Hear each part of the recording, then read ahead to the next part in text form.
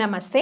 2025 మాస ఫలితాల్లో డిసెంబర్ మాసంలో తులారాశి వారి ఫలితాలు ఏ రకంగా ఉన్నాయో తెలుసుకుందాం. తులారాశి వారికి కొంత స్టెబిలిటీ చక్కగా ఉంది, కానీ కొన్ని విషయాల్లో ఇబ్బందులు ఏర్పడే పరిస్థితులు అయితే ఉన్నాయి.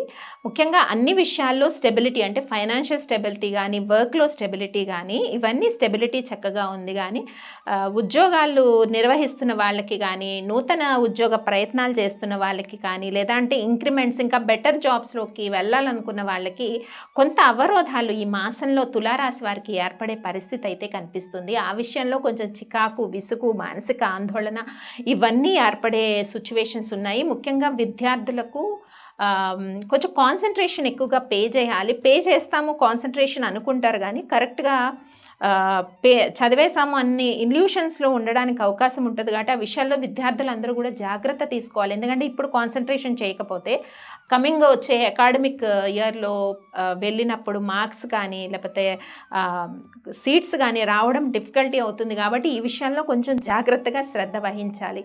ముఖ్యంగా బిజినెస్ ట్రాన్సాక్షన్స్ ఎవరైతే చేస్తున్నారో వాళ్ళందరికీ కూడా పాజిటివ్ సిచ్యువేషన్సే ఉన్నాయని మనం చెప్పుకోవచ్చు. డిసెంబర్ 21 తర్వాత కొద్దిగా ఖర్చులు అధికంగా అయ్యే పరిస్థితులు అయితే కనిపిస్తున్నాయి.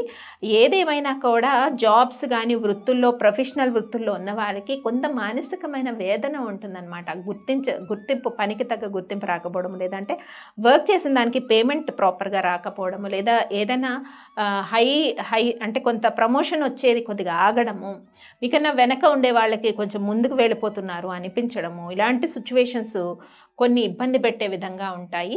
అలాగే కుటుంబ పరిస్థితులు కూడా కొద్దిగా వ్యతిరేకంగా ఉంటాయి. యుద్ధ వాతావరణం కానీ, మిస్అండర్స్టాండింగ్స్ కానీ, కొంచెం కోపం ఎక్కువగా రావడము, వైరాగ్య ధోరణి, ఇవన్నీ కూడా తులారాశి వారికి కొంత ఈ మాసం అంతా, డిసెంబర్ మాసం అంతా ఇబ్బంది పెట్టే విధంగా కనిపిస్తూ ఉంది. బిజినెస్ ట్రాన్సాక్షన్స్ అయితే పాజిటివ్గా ఉన్నాయి.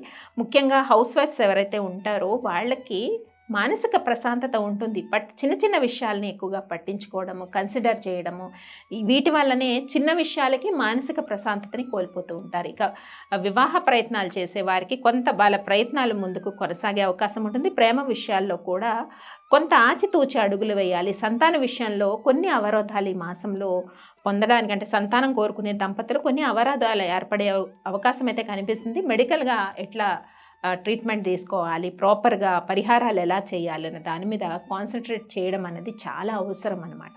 ముఖ్యంగా ఈ మాసంలో ఏంటి అంటే చేసుకోవాల్సిన పరిహారాల్లో దక్షిణామూర్తి ఆరాధన చేయడము, దక్షిణామూర్తి శ్లోకాన్ని పఠించడం వల్ల కొంత ఉపశమనం ఉంటుంది. గురువారాలు ఈ రకంగా చేయడం వల్ల కొంత ఉపశమనం లభిస్తూ ఉంటుంది ఈ తులారాశి వారికి. ముఖ్యంగా ఎవరైతే స్థిరాస్తి కొనుక్కోవాలనుకుంటున్నారో కొంత వాయిదా వేసుకోండి నిర్ణయాలను. ఈ మాసం అంతా కూడా ఇమీడియట్ డిసిషన్స్ ఏవి తీసుకోకుండా ఉంటేనే మంచిది. ఎందుకంటే ప్రతిదీ కూడా డిసప్పాయింట్మెంట్ అవుతూ ఉంటుంది. ఏ విషయాలైనా, వృత్తి విషయం కానీ, అలయన్స్ విషయంలో కానీ, ప్రేమ విషయాల్లో కానీ, ప్రతి విషయంలో కొంత డిసప్పాయింట్మెంట్ ఏర్పడుతుంది.